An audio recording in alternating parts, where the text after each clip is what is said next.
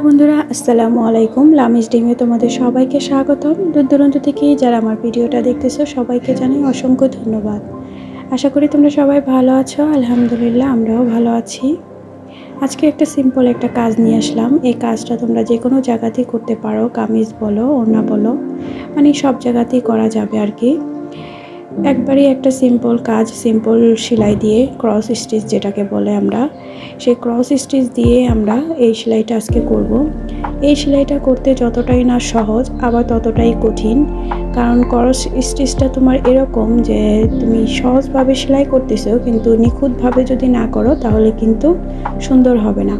ফুটগুলো কিভাবে তুলতেছো, কতটুকু পরিমাণ কি করতেছো, দোনো পাশে সমান আছে কিনা সবটা নিখুঁতভাবেই এই কাজটা করতে হয়। আমি জানি না আমারটা কতটুকু নিখুঁত হয়েছে, কিন্তু এই সেলাইগুলো আরও নিখুঁত হয়, আরও সুন্দর হয়। যাই হোক, যতটুকু আমি পেরেছি তোমাদের সাথে শেয়ার করেছি। দেখতেই পাচ্ছ আমি সম্পূর্ণ এই ফুলগুলো আমি ক্রস স্টিচ দিয়েই করে যাব।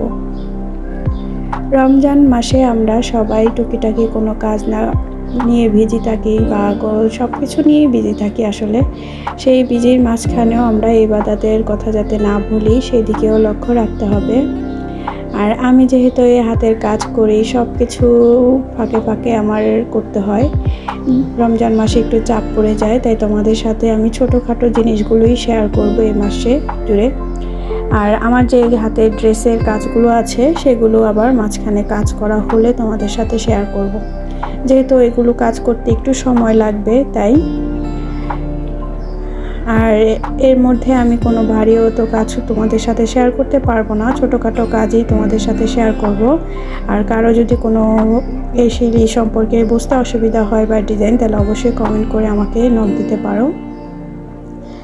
আর আমি যেহেতু এটা শুধু 2 কালারের সুতা দিয়ে এই কাজটা করব, বাসন্তী কালারের সুতা আর আরেকটা কালার সুতা নিব। আর এই যে দেখতেই পাচ্ছ আমি সম্পূর্ণ ফ্লাওয়ারটা কিন্তু ক্রস স্টিচ দিয়েই করতেছি। আর এই ক্রস স্টিচের ফ্লাওয়ারগুলো কিন্তু দেখতে বেশ সুন্দর লাগে। এটাকে আবার নানি দাদিদের সেলাইও বলা চলে, কারণ নানি দাদিদের সেলাই বলার কারণ হচ্ছে অনেক আগে এই সেলাইগুলো বেশি চলতো। মানে এখন তো অনেক ধরনের সেলাই চলে এসেছে, নতুন নতুন অনেক সুন্দর সুন্দর সেলাই করা হয়, কিন্তু এই সেলাইটা হচ্ছে ঐতিহ্যবাহী সেলাই, যে সেলাইটা দিয়ে আগের যুগের মানুষরা শাড়ি বলো, কাঁথা বলো, বিভিন্ন জায়গায় কাজ করতো।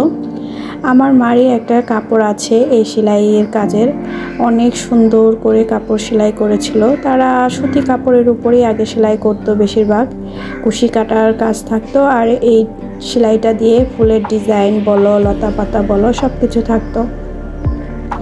একদিন আম্মুর বাসায় গেলে অবশ্যই তোমাদের সাথে সেই শাড়িটা শেয়ার করব। আর এই যে দেখো আমার কিন্তু কাজটা কমপ্লিট হয়ে গেছে, কিছুটা কমপ্লিট হয়েছে। এভাবে আমি সম্পূর্ণ কাজটা সুন্দরভাবে ধীরে ধীরে করে যাব। রোজা রমজানের মাস, তাই যে ভিডিওগুলো আমি বেশি বড় করি না। প্লিজ তোমরা আমার ভিডিওগুলো সম্পূর্ণ ওয়াচ করো। তোমরা আমার ভিডিওগুলো সম্পূর্ণ ওয়াচ করো না, কমেন্ট করে চলে যাও, জানি না কেন। এখন তো ভিডিও ছোট করে দিয়েছি, তারপরও যেসব আপুরা আমার ভিডিও দেখা শুরু করেছো এখন একটা লাইক দাও নাই, প্লিজ ছোট্ট একটা লাইক দিয়ে দিও। তোমাদের ছোট্ট একটা লাইক আমার ভিডিওটা সবার কাছে পৌঁছে দেবে। আর যারা আমার চ্যানেলে নতুন এসেছো আমার ভিডিওটা সম্পূর্ণ ওয়াচ করো। যদি ভালো লেগে যায় অবশ্যই আমার চ্যানেলটা সাবস্ক্রাইব করে আমার পাশে থেকে যেতে পারো। অল অপশনটা ক্লিক করে রেখো যাতে পরবর্তীতে ভিডিও আপলোড করলে তোমাদের কাছে নোটিফিকেশন চলে যায়। আর এই যে দেখো আমি যেহেতু বলেছি এটা আমি বাসন্তী কালারের সুতা দিয়েই ফুলের ডিজাইনটা রাখবো, তাই সম্পূর্ণটাই আমি বাসন্তী কালার সুতা দিয়েই সেলাই করতেছি। আসলে মাঝে মাঝে এক কালারের ফুলগুলো দেখতে সুন্দর লাগে। এই দেখো আমার ফুলটা কিন্তু কমপ্লিট, কত কিউট লাগতেছে। আর এই যে দেখতে হচ্ছে জিরি জিরি আমি একটা ডিজাইন করেছি, এই ডিজাইনটা আমি জাস্ট ব্যাক স্টিচ দিয়ে একটা জলপাই কালার সুতা দিয়ে করে যাব। আর মন থেকে যেটা আসে সেটাই আমি একে সেলাই করার চেষ্টা করি। এই ডিজাইনটা আমার মন থেকেই এসেছে, তাই মন থেকেই একে সেলাই করতেছি আর কি। ভালো লাগলে অবশ্যই একটা লাইক দিও, আর কেমন হয়েছে অবশ্যই কমেন্ট করে তো জানিও। আর এই যে দেখো ব্যাক স্টিচ দিয়ে আমি এটা করব। এখানে কিন্তু ডাল শিলিটা দিলে অতটা সুন্দর লাগবে না, ব্যাক স্টিচ শিলিটা যতটা সুন্দর লাগে। কিছু কিছু ডিজাইন আছে যে কোন শিলিটা কোন ডিজাইনে বসবে সেই জিনিসটা মাথায় রেখেই কিন্তু সেলাই কাজ করতে হয়। আমরা কিন্তু সেলাই কাজ সবাই পারি, কিন্তু কোন সুতা কি কালার বা কি সেলাই কোনটাতে যাবে সেগুলোই হচ্ছে আসলে মেন টপিক। সেলাই করতে হলে এই জিনিসটাই মাথায় বেশিরভাগ রাখতে হবে।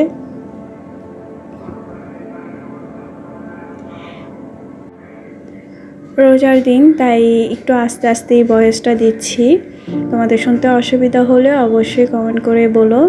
আর যদি বাইরের কোনো নয়েজ শোনো তাহলে অবশ্যই একটু কষ্ট করে শুনে নিও, কারণ ভয়েসগুলো দিনের বেলা দিতে হয়। পুরোপুরি আমার এখনও কাশিটা ভালো হয়নি। রোজার দিন ভয়েস দিতে নিলে অনেক কাশি চলে আসে।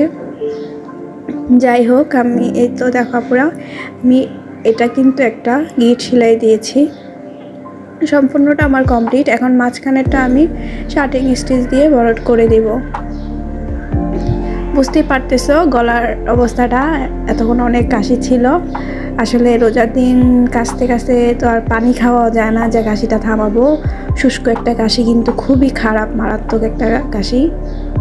যাই হোক, আজকে এ পর্যন্তই। সবাই ভালো থেকো, সুস্থ থেকো, আল্লাহ হাফেজ।